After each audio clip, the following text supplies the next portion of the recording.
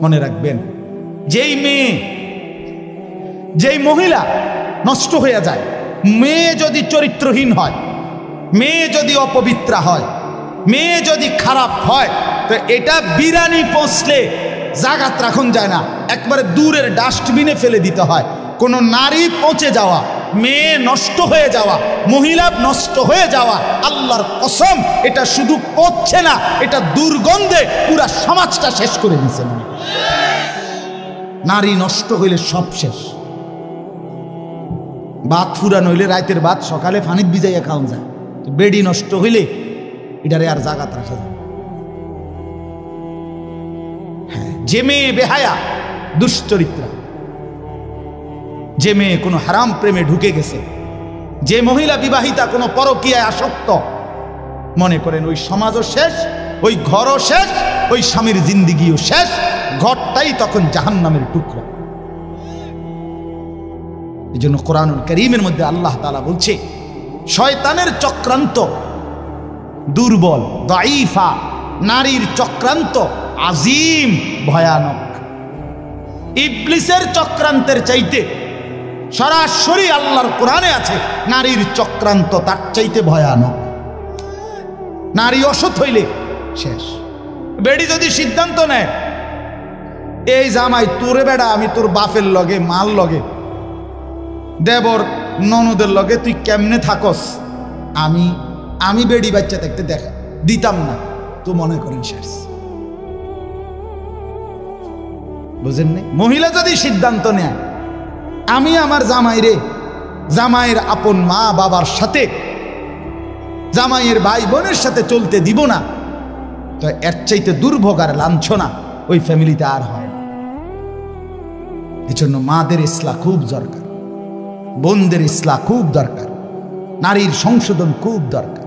কোরআনুল কারীমে আছে, ইন্নামা ইউরিদুল্লাহু লিইউযহিবা আনকুমুর রিজসা আহলাল বাইত। আল্লাহ বলে, নারী তোমাকে আমি বললাম, মুসলিম নারী, ওয়াকারনা ফি বুয়ুতিকুন্না, তুমি ঘরে অবস্থান করো, ওয়ালা তাবাররাজনা তাবাররুজাল জাহিলিয়াতিল উলা, তুমি বেপর্দা বাহিরে ভিন নারী, অসভ্য নারী, জাহেল মূর্খ নারীদের মতো বের হইও না।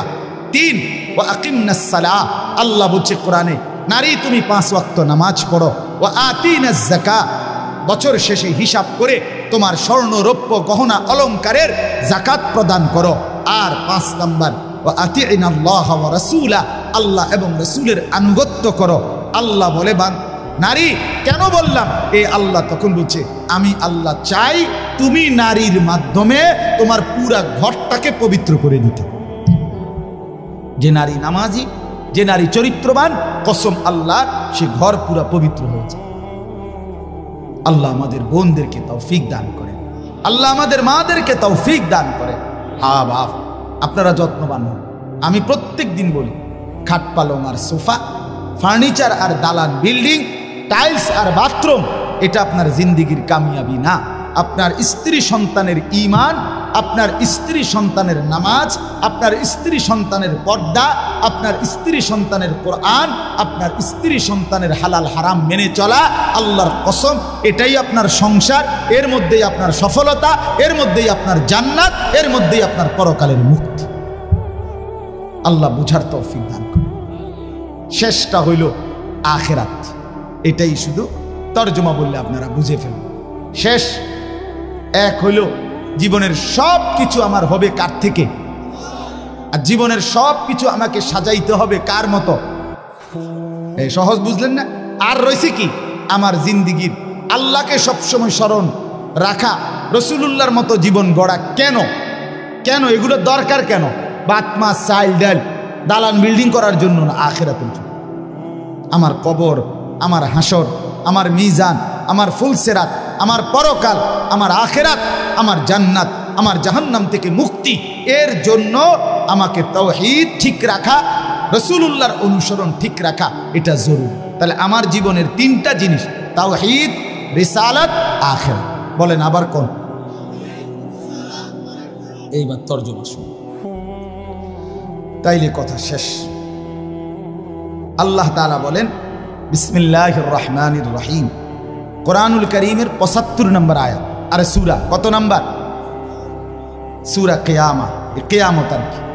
আল্লাহ তাআলা বলেন লা উকসিমু বিয়াউমিল কিয়ামা, আমি আল্লাহ কসম করছি কিয়ামত দিবসে।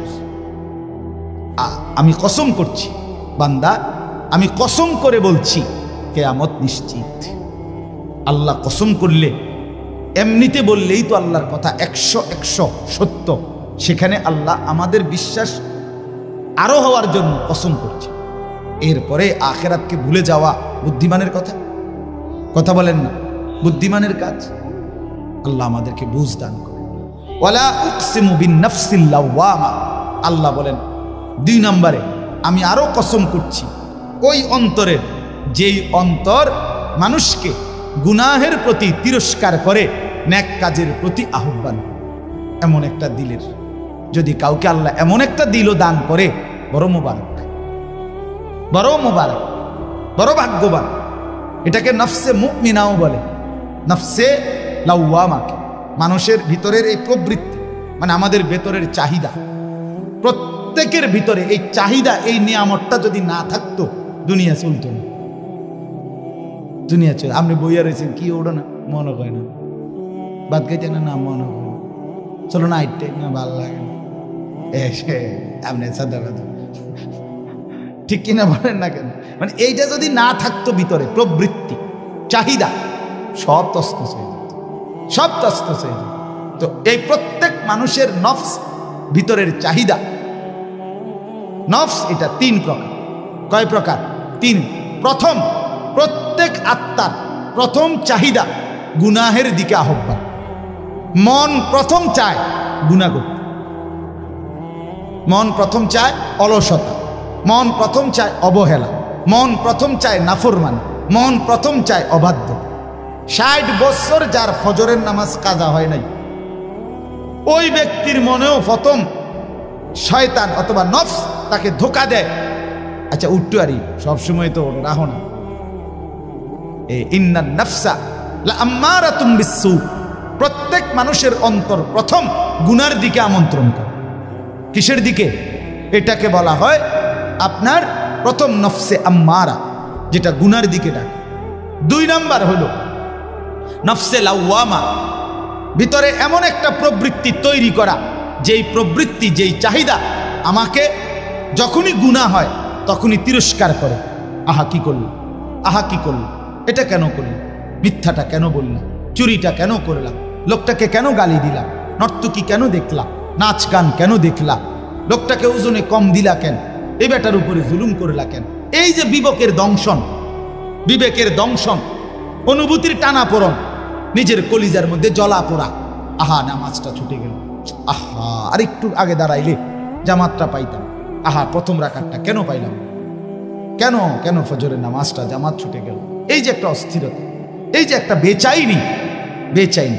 আজকে সারা দিনে হায় হায় একবারও আল্লাহকে ডাকলাম, একটু কোরআন শরীফও করতে পারলাম না, কাউকে 10টা টাকা দান করতে পারলাম না। এই যে যে কোনো নেক আমলের প্রতি একটা অস্থিরতা, গুনাহের প্রতি একটা নিজের অস্থিরতা, কেন করলাম, এই কেন আমল ছুটে গেল, এতটুকু চাহিদা যদি কোনো দিলের মধ্যে থাকে, এটাকে বলা হয় নফসে লাওয়ামা। এর থেকে নিচে মুমিনের নামা উচিত না। এর থেকে নিচে নামলে তারে মুমিনের অন্তর বলে না, তারে ইমানদার বলে না। দৈন্তান্না রাসূলুল্লাহ সাল্লাল্লাহু আলাইহি সাল্লাম বলেন, ইজা সাররাতকা হাসানাতুকা ওয়া সাআতকা সাইয়্যাতুকা ফাআনতা মুমিন। নেক কাজ করলে যদি তোমার ভাল লাগে, গুনার কাজ করলে যদি তোমার কষ্ট লাগে, তাহলেই তুমি মুমিন, তাহলে এখনো তোমার ঈমান। কিন্তু বছরের পর বছর গুনার পরেও যখন বিবেকের কোনো দংশন নাই, তোমার ঈমান নাই। নাউজ, এটাই আমি বলতে চাইছি। প্রথম 10টা বছরে কেন মনে পড়লো না বিবি বাচ্চাকে টেলিভিশন থেকে ফেরানো দরকার? 10টা বছর টানা কেন মনে পড়লো না দাড়ি কাটা বন্ধ করা দরকার? 30 বছরে কেন মনে পড়লো না বিড়ি সিগারেট খাওয়া ছেড়ে দেওয়া দরকার? 20 বছরে কেন মনে পড়লো না সুদ ঘুষ ওজনে কম দেওয়া, মিথ্যা বাটপারি কামাই ছেড়ে দেওয়া দরকার? আপনার দিল আর দিল নেই, আপনার অন্তর আর ভেতরটা কি মরে গেছে। আল্লাহ আমাদেরকে হেফাজত করে।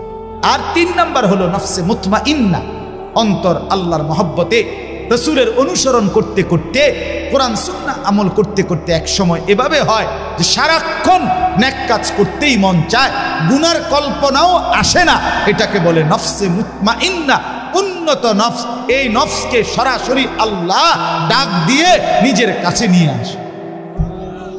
আল্লাহ বলেন ওয়ালা উকসিমু বিন নাফসিল লাওয়ামা, আমি আল্লাহ কসম করছি ওই অন্তরের, যেই অন্তর তিরস্কার করে, গুনাহ হলে তিরস্কার করে, নেক কাজ ছুটে গেলে তিরস্কার করে, এতটুকুও আমি আল্লাহর পছন্দ না। এতটুকু হলেও কি পছন্দ, এর থেকে নিচে নামবা না। এরপরে আল্লাহ বলেন, তরজমাগুলো শুধু শোনেন, আয়াহসাবুল ইনসানু আল্লান নাজমা ইযামা।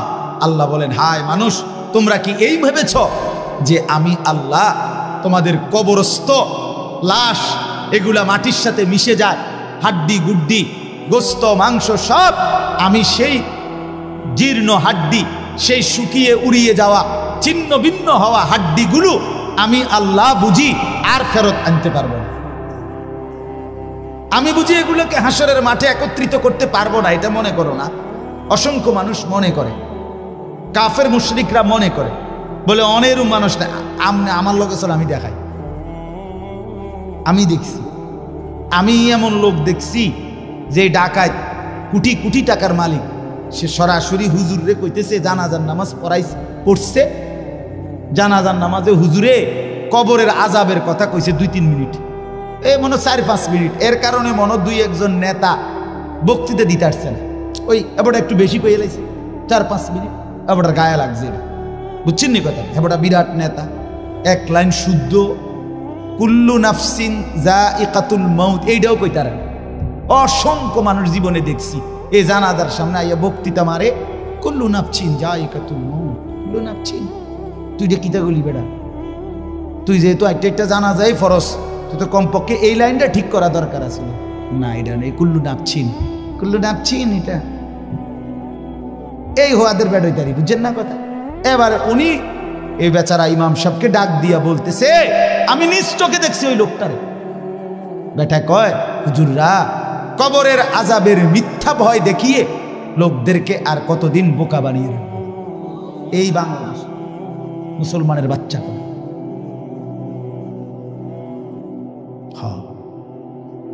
চিন্তা করছেন? আমি গত বছর খুলনায় এক চিল্লা সময় লাগাইছিলাম, আগস্ট মাসে, পূর্ণ 40 দিন। প্রায় 15 জন আলেম আমার সাথে ছিল, 30 জন সাথী, এর মধ্যে 15 জনই মোহতামি নিয়ে আমি এক চিল্লা সময় লাগাইছিলাম গত বছর। আপনার আলহামদুলিল্লাহ 40 দিন পরে 17টা জামাত নিয়ে কাকরাইল আসছিলাম, 270 জন, এর মধ্যে 57 জন আলেম। খুলনার সবচেয়ে বড় আলেম, করাচি হযরতের খলিফা, উনিও চিল্লে বেড়েছে, আলহামদুলিল্লাহ। যাই হোক, তো ওইখানে আমি 4টা প্রাপ্তবয়স্ক অনার্স পড়ুয়া যুবক, আমি নিজে কথা বলছি এদের, ওরা সরাসরি বলছে যে আল্লাহ বলতে কিছু আছে। আমি মোটেই বিশ্বাস করি। মুসলমানের বাচ্চা, এই জন্য বললাম এখনো আছে, এখনো আছে। তা আল্লাহ বলেন, আয়াহসাবুল ইনসানু আল্লান নাজমা ইযামা, কি মনে করছো বান্দা আমি আল্লাহ সেই চূর্ণ বিচূর্ণ হওয়া হাড্ডি হাসরের ময়দানে তুলতে পারবো না? না। এবার আল্লাহ একটা আজীব কথা বলছে, দারুণ কথা, এটা শুনেন। বালা কাদিরিনা আলা আন নুসাব্বিয়া বানানা,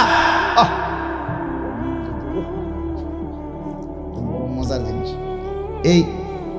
এই যে বৃদ্ধাঙ্গুল আছে না, এই যে এটা বোঝেননি, এই বৃদ্ধাঙ্গুল, এটা দিয়ে কি দেয় জানেন? এই যে ফিঙ্গার দেয়, যে বোঝেননি, ফিঙ্গার দেয়। ফিঙ্গার দিলে, ফিঙ্গার ওই মেশিনটার মধ্যে এই ভিতরের যে রেখাগুলো ভিতরের, এগুলো উঠে। মূলত 800 কোটি মানুষ যদি এক ফিঙ্গার দেয়, তাইলে 800 কোটি ভিতরের এই রেখা ভিন্ন ভিন্ন। আরে দোস্ত, আল্লাহরে চিন্না না। আচ্ছা, এই কদ্দুর জায়গার মধ্যে 800 কোটি ভিন্ন ভিন্ন রেখা কেমনে বানাইল? আমনে আইক্যা দেন সে আলগা আলগা, নাহলে 30টা করতে পারবেন। কথা বোঝেন না আপনি? এটার লগে এটার মিল নাই, এরকম ব্যামিল ব্যামিল ব্যামিল করে করে নলে কয়টা মানে একদ্দুরের ভিতরে, একদ্দুর কাগজের ভিতরে আপনি একদ্দুরের ভিতরে আঁকা দেন সে 30টা নাহলে 300টা, 800 কোটি, 800 কোটি। সুবহানাল্লাহ, কি কারিগর মহান মাওলা! এতটুকু জায়গার মধ্যে কিভাবে এই রেখাগুলো, নাহলে এই ফিঙ্গার দিয়ে আলাদা আলাদা বোঝে কেমন?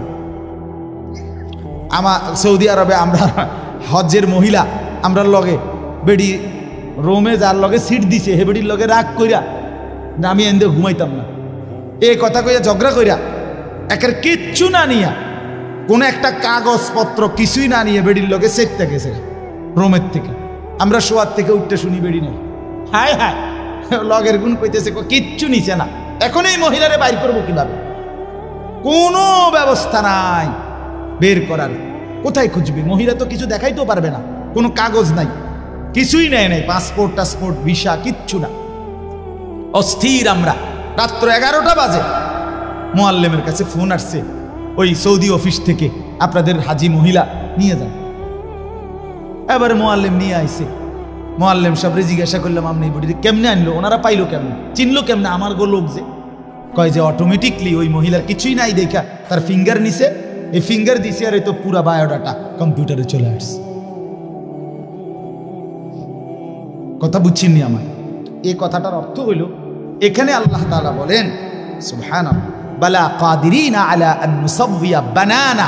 এই বানানা শব্দের অর্থ হলো আঙ্গুলের অগ্রভাগ, ফিঙ্গার। ফিঙ্গার এই কুদ্দুর জায়গা। আল্লাহ বলে হাসরের ময়দানে ওই প্রথম ব্যক্তি আদম থেকে ইসরাফিলের ফু পর্যন্ত যতগুলো মানুষ আমি বানাইছি, প্রত্যেকের এই আঙ্গুলের ভিতরে যে রেখা আলাদা আলাদা দিছিলাম, ওই হুবহু ওইটা মিলাইয়া ফেরত আমি। এখন ফিঙ্গার দিয়ে রাখো, হাসরের ময়দানে আবার ফিঙ্গার দিলে ওই হুবহু আগের ফিঙ্গার ফেরত পাইবা।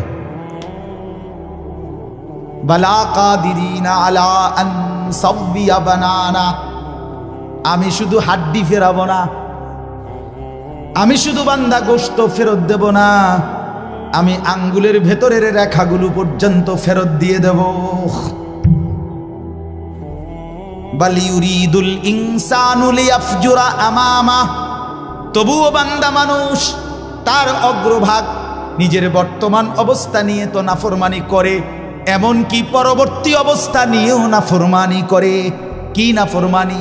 ইয়াসআলু আইয়ানা ইয়াউমুল কিয়ামাহ। আল্লাহ বলে নাফরমান ইমানদার মুত্তাকি নেককারদেরকে ব্যঙ্গ বিদ্রুপ করে জিজ্ঞেস করে কখন হবে কিয়ামত। কয় না কা কি হুজুর, কত কিছুই তো কোন, কিচ্ছু তো দেখি না। কথা বুঝেন নাই? আল্লাহ বলে ফাইদা বারিকাল বাসার, সত্যি সত্যি কিয়ামত হবে বান্দা। ইসরাফিল ফু দিবে, তখন কিন্তু চোখের মধ্যে দ্বিধা লেগে যাবে, ধাঁধা লেগে যাবে। আহা কি হলো, আহা কি হলো। সব যে কাঁপতে শুরু করলো, সব যে নড়তে শুরু করলো। আল্লাহ কোরআনে বলেন ইন্না জালজালাতাস সাআতি শাইউন আযীম। ইসরাফিল ফু দিবে, কিয়ামত শুরু হবে, গোটা সৃষ্টি জমিন একসাথে ভূমিকম্পে কাঁপতে শুরু করবে। সেদিন ওই মনে আসেনি শনিবার দিন সকাল 9:30 বাজে যে ভূমিকম্প হয়েছিল, মন নাই? এই কয়দিন আগে যে হইল না, আমি চাঁদপুর ছিলাম। তো কুমিল্লা ক্যান্টনমেন্টের এক ব্যবসায়ী, তারা বড় মার্কেটের সব রাস্তা তাই এলাইছে হেরা, এই লরণ শুরু হয়েছে। পরে আমারে ফোন দিছে, আমি ফোন রিসিভ করছি। আমি চাঁদপুর মাদ্রাসার ভবন নড়তেছে এরকম আমরাও এনে। তো হুজুর হুজুর হুজুর হুজুর হুজুর কত দোয়া করেন দোয়া করেন। আমি কি ভাই আমরা এনে ভূমিকম্প, আমরা সব বাইরে হয়ে পড়ছি। আমি না ভাই দোয়া করে লাভ নাই, আমার এনে লড়ে কি, আমি কি দোয়া করবো? আমি এটা দৌড় ঘুরে আছি, ঠিক কিনা বলেন না? আমি স্থির থাকলে না আপনার লেগে দোয়া করতাম, আমি তো কি রুফে আছি। ফাইদা বারিকাল বাসার, আল্লাহ বলে ইসরাফিল ফু দিলে কিয়ামত সত্যি সত্যি শুরু হবে বান্দা। চোখ তখন দাদা লেগে যাবে। ও খাসাফাল কামার, চন্দ্র চাঁদ আলোহীন হয়ে যাবে। ও জুমিয়া শামসু ওয়াল কামার, সূর্য চন্দ্র একাকার হয়ে যাবে, কিচ্ছুতে কোনো আলো থাকবে না। ইয়াকুলুল ইনসানু ইয়াউমাইদিন আইনাল মাফার। মানুষগুলো দিক বিদিক মাতালের মতো ছুটতে ছুটতে দৌড়তে দৌড়তে একে অপরকে জিজ্ঞেস করে বলবে আইনাল মাফার, ভাইয়া পালাবো কোথায়, আশ্রয় কোথায়, দাঁড়াবো কোথায়, লুকাবো কোথায়? কাল্লা লা ওয়াজার, রব্বুল আলামিন বলেন না বান্দা, আজ জমিনে কোথাও আশ্রয় নাই। ইলা রব্বিকা ইয়াউমাইদিনিল মুস্তাকার, আজকে শুধুই কেবল তোমার রব আল্লাহর কাছেই আশ্রয়। আজ কিয়ামতের ময়দানে যেতেই হবে। আজ জমিনের কোথাও থামবে না ভূমিকম্প, কোন জায়গায় গিয়ে তুমি আর মাটিতে স্থির হইতে পারবা না। ইউনাব্বাউল ইনসানু ইয়াউমাইদিন বিমা কদ্দামা ওয়া আখার, আল্লাহ বলে হাসরের ময়দানে দাঁড় করিয়ে আমি আল্লাহ, তুমি বান্দা যা কিছু নিজে আমল করেছো, যা কিছু তোমার পরবর্তীতে রেখে গিয়েছ, সবটা তোমাকে জানাবো। তোমার নামাজ এদ্দুর, তুমি মাদ্রাসায় দিয়েছ, তুমি মসজিদে দান করেছো, সেখানে নামাজ পড়েছিল এত হাজার মানুষ, তাদের সওয়াবও তোমার নামে আসছে এদ্দুর, দুইটা মিলাইয়া তোমারে দেখাবো। তুমি নিজে টেলিভিশন দেখছো এদ্দুর, তোমার রেখে যাওয়া টেলিভিশনে পরবর্তী 10 বছর তোমার বউ বাচ্চারা দেখে গুনাহ কামাইছে এদ্দুর, সেটাও জমা হইছে তোমার নামে মোট এদ্দুর। বিমা কদ্দামা ওয়া আখার, আল্লাহ বলে তোমারটাও দেখাবো, তোমার রেখে যাওয়াটাও দেখাবো, নেকটাও দেখাবো, গুনাহটাও দেখাবো। বালিল ইনসানু আলা নাফসিহি বাসীরা, আল্লাহ বলেন বরং আমি শুধু ইউনাব্বাউ শোনাবো না, তুমি বান্দা নিজেই তোমার চোখে সচক্ষে তোমার আমলনামার মধ্যে দেখবা। তোমার হায়াত, তোমার রাত, তোমার দিন, তোমার সকাল, তোমার দুপুর, তোমার হাসি, তোমার কান্না, তোমার একাকী, তোমার প্রকাশ্য, তোমার শব্দ, তোমার নিশ্চুপ থাকা, তোমার আচরণ, তোমার উচ্চারণ, সেকেন্ড সেকেন্ড পলক পলক, নিঃশ্বাস নিঃশ্বাস তুমি দেখবা। ওয়ালাউ আলকা মাআদিরা, আল্লাহ বলেন তখন বান্দা তুমি বহু উজর আপত্তি পেশ করতে চাইবা। তুমি বলবা রব্বুল আলামিন এত গুনাহ আমি করি নাই, এত নাফরমানি আমি করি নাই। রব্বুল আলামিন বলবে জমিন কথা বলো, জমিন কথা বলবে। রব্বুল আলামিন বলবে হাত পাও অঙ্গ প্রত্যঙ্গ কথা বলো, সব কথা বলবে। রব্বুল আলামিন বলবেন ডান কাদের বাম কাদের ফেরেশতা তোমরাও কথা বলো, তারাও কথা বলবে। রব্বুল আলামিন বলে আমল নামাও দেখো। এবার আল্লাহ বলবেন আমি নিজেও বলছি শোনো। এমন কি দিবা, জমিনও তো বললো, তোমার হাত পাও তো বললো, ডান কাদের বাম কাদের ফেরেশতাও তো বললো, আমল নামা তো লিখিত হলো, আমি রব্বুল আলামিন তো নিজেই বলছি। আলাম ইয়ালাম বিআন্নাল্লাহা ইয়ারা, আল্লাহ বলে বান্দা তুমি কি জানো কিনা আমি কিন্তু তোমাকে দেখি। দেখে কিনা? কতক্ষণ? কতক্ষণ বলেন বন্ধু, কতক্ষণ? রাত গভীরে আল্লাহ বলেন আমি বান্দা জেগে আছি। আহা 2টা বাজে যুবক, ডানে বামে তাকাইয়া তুমি দেখলা কেউ জেগে নাই, মা ঘুমিয়ে গেছে, বাপ ঘুমিয়ে গেছে, বোন তুমি আমার দেখলা ডানে বামে কেউ নাই, তুমি আলাদা রুমে লেফের নিচে কম্বলের নিচে। এবার মোবাইলে তুমি উলঙ্গ ছবি আর নর্তকীর নাচ, অথবা তুমি বোন পরের ছেলেকে নিজের রূপ আর নিজের উলঙ্গ দেহ দেখাইবা শুরু করলা। আল্লাহ বলেন আনিস পৃথিবী ঘুমিয়ে গেছে, আমি কিন্তু জেগে আছি, আমি কিন্তু দেখছি, আমি তো দেখছি, আমি তো ঘুমাই নাই। আমার মতো মনিবকে সামনে রেখে কেমনে মনটা খুলতে পারলা, করতে পারলা? বলেন আল্লাযী ইয়ারাকা হিনা তাকুম, আল্লাহ বলে বন্ধু আপনি দাঁড়াইলেও আমি দেখি। ওয়া তাকাল্লুবাকা ফিস সাজিদিন, আমার নামাজি বান্দাদের সাথে রুকু সেজদা করলেও আমি দেখি, আমি তো দেখি। লা তাখুযুহু সিনাতুন ওয়ালা নাওম, আমি তো তন্দ্রাও যাই না, ঘুমও যাই না। লা ইয়াযিল্লু রাব্বি ওয়ালা ইয়ানসা, আমি কারো কথা ভুলে যাই না, আমি কখনো পথ হারাই না। ওমা মাসসানা মিন লুগুব, আমাকে কোনো ক্লান্তি স্পর্শ করে না। 7 আসমানের উপর 7 তবক জমিনের নিচ আমি এক নজরে বরাবর দেখি। দেখে কিনা বন্ধু? চলেন দোস্ত আমার, বন্ধু আমার, কুয়াশায় ঘেরা এই ফুটা ফুটা পানি পড়ছে গায়ের মধ্যে। এমন গভীর রজনীতে রাত 12টা বাজে।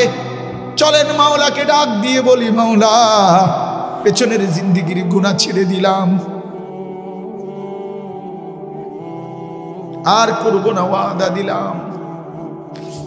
আমি মাওলা লজ্জিত, মাফ চাইলাম। আল্লাহ বলে, বান্দা দিল থেকে যদি বলো, যদি সত্যি সত্যি বলে থাকো বান্দা, আমিও ওয়াদা দিলাম আসমান ছোঁয়া গুনাহ মাফ করে দেব, পাহাড় পরিমাণ গুনাহ মাফ করে দেব, সমুদ্রের ঢেউ পরিমাণ গুনাহ মাফ করে দেব। তবে সত্যি সত্যি বলো, দিল থেকে বলো, আন্তরিকতা নিয়ে বলো, গুনাহ ছেড়ে দিবা কিনা বলো, আর করবা না বলো, আমি লজ্জিত বলো, তাইলে আমি আল্লাহ গফারতু লাকা ওয়া লা উবালি, আমি কোনো পরোয়া না করে মাফ করে দেব। আল্লাহ আমাদেরকে মাফ করে দেন।